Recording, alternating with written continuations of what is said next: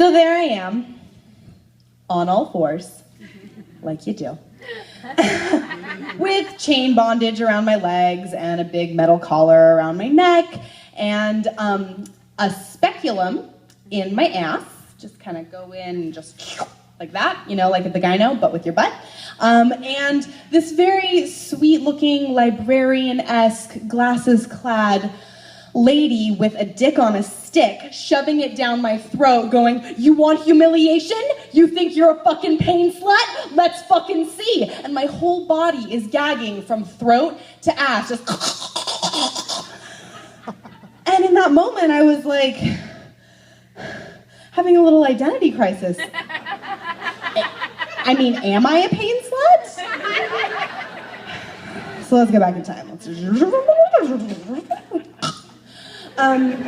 So I didn't always know I was kinky.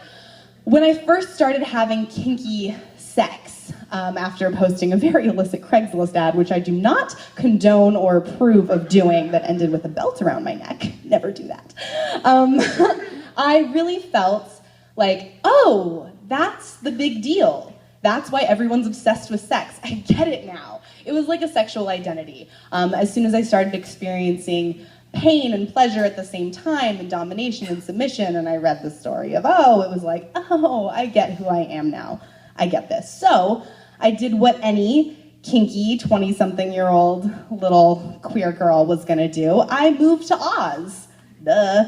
Moved to San Francisco, the land built by gay men. Can we just take a second and just honor what gay men have brought us all? Because none of us would be here without gay men in San Francisco.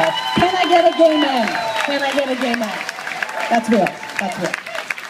So, I moved to Oz, and when I got here, it wasn't, you know, unicorns and Rihanna songs right away. There was a, you know, I got a job at Papyrus in, you know, the marina, and I watched a lot of porn and was like, how do I fucking get that? How do I get that? I know it's out here.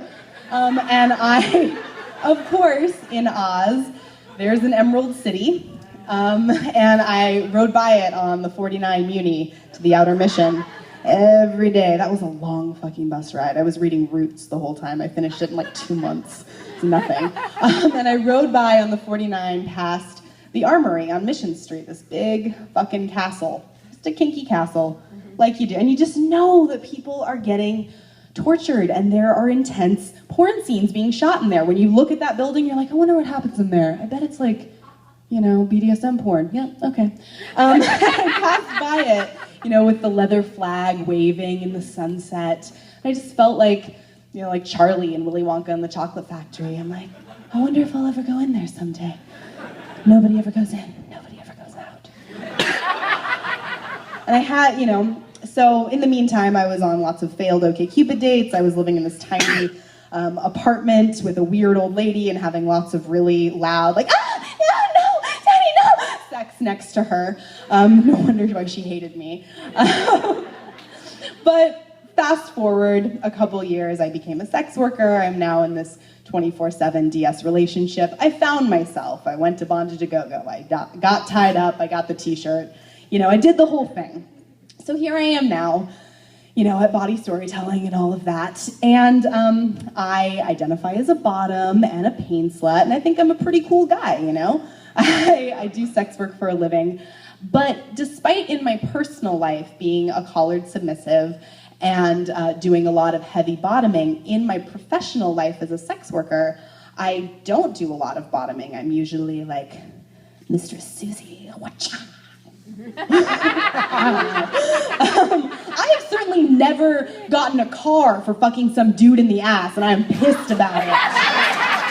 God, fucking male escorts have it all. Anyway, so last Thursday, I got a call from the Emerald City, and I was booked for a site called Device Bondage. And I was booked because the model before was like, you want to do what to me? Oh, hell no. I went back to LA.